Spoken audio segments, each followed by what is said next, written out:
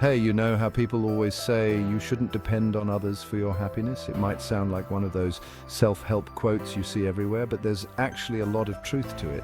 What it's really getting at is that happiness is something we have to create for ourselves from within. And I think a lot of us struggle with this because for most of our lives, we've been taught to find happiness in external things like relationships, success, or even the way other people see us. But that can be a slippery slope because when you rely on these things too much, your happiness becomes fragile and you can feel completely lost when something goes wrong. I mean, think about it. How often do we look for approval from other people to feel good about ourselves? It starts when we're kids. We're constantly seeking validation from our parents, teachers, or friends. You're happy if someone praises you, or you're on top of the world when a crush likes you back. But when things don't go the way you want, like when you don't get that praise or when a relationship ends, you feel crushed, like your happiness has just disappeared. It's almost like you've handed over the keys to your happiness to someone else and they get to decide how you feel.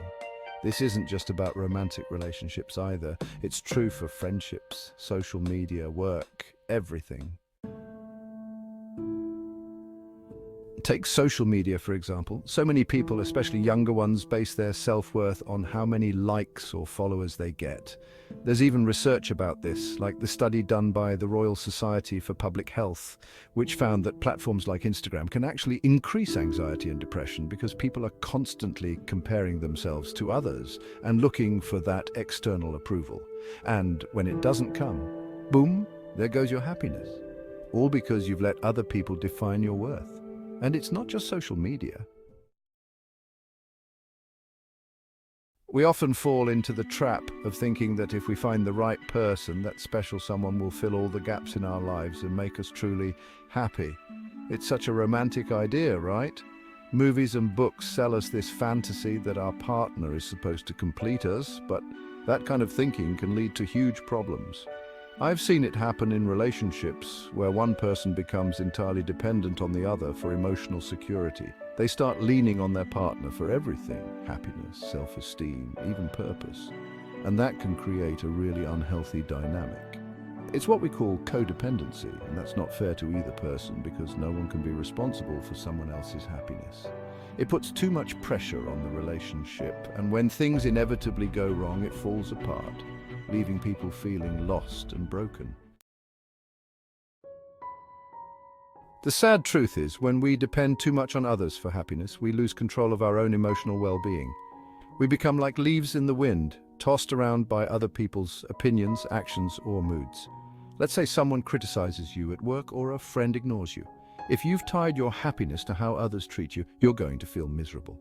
It's like giving away your emotional power, and once you've done that, your emotions are no longer in your control. That's why people who constantly seek external validation often struggle with things like anxiety or even depression.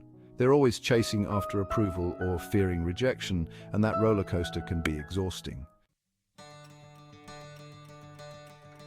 But here's the good news. We can change this. We can learn to build happiness from within. And it starts with something pretty basic, but incredibly important: self-acceptance. You've got to learn to love yourself as you are, flaws and all. When you accept yourself, you stop looking for others to validate you because you already know your worth. That's a huge part of being emotionally independent. And emotional independence doesn't mean you have to be alone or cut yourself off from people. It just means that your happiness isn't entirely dependent on how others treat you or what's going on around you. I think a lot of us could benefit from working on emotional independence. Instead of waiting for others to make us happy, we need to find that sense of fulfillment in ourselves. This could be by pursuing things that give us purpose, whether it's a hobby, a career, or something as simple as being kind to others. Studies have actually shown that people who feel a sense of purpose in their lives are much happier overall. There's this long-term study from Harvard that followed people over their entire lifetimes, and they found that having strong social connections and a sense of purpose were the key factors in leading a happy life. And that's not about how rich or successful these people were. It was about how connected they felt to their own sense of meaning. You also hear a lot about mindfulness and gratitude these days, and for good reason. These practices are all about focusing on the present moment and appreciating what you have, instead of constantly chasing after something new to make you happy. When you're mindful, you're not obsessing over what you don't have or what's missing in your life. You're appreciating what's right in front of you. And gratitude, it's like a superpower for happiness. Studies have shown that people who regularly practice gratitude, whether it's writing down things they're thankful for or just consciously thinking about them, are generally happier, less stressed, and more satisfied with life. Here's a great example of this in action: solo travelers. You know, those people who just pack a bag and head out on their own to explore the world. A lot of them talk about how empowering it is to travel alone. They're not depending on anyone else to make the trip meaningful for them. They're relying on themselves. They often come back saying how much they've learned about themselves and how they've built a sense of confidence and happiness that's completely independent of other people. That's internal happiness right there. Another example is creative people, artists, writers, musicians, who often find joy in the process of their work, regardless of whether anyone else recognizes it. Think about someone like Vincent van Gogh, who barely sold any paintings during his lifetime. He didn't get the fame or recognition we might expect would bring happiness, yet he still found joy in creating art. He wasn't doing it for the approval of others. He was doing it because it brought him a sense of fulfillment. That's the kind of happiness we're talking about, one that isn't tied to external validation. But here's the tricky part. Letting go of external validation isn't easy. We're social creatures and we care about what others think. It's natural, but the key is finding a balance.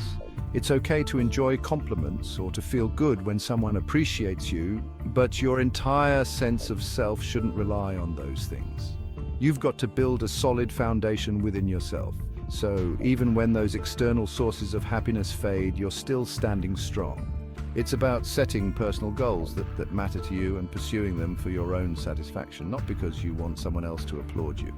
It's also about creating healthy boundaries in your relationships, so you're not constantly trying to please others at the expense of your own happiness. And most importantly, it's about recognizing that while relationships and external experiences can definitely add to your happiness, they shouldn't define it.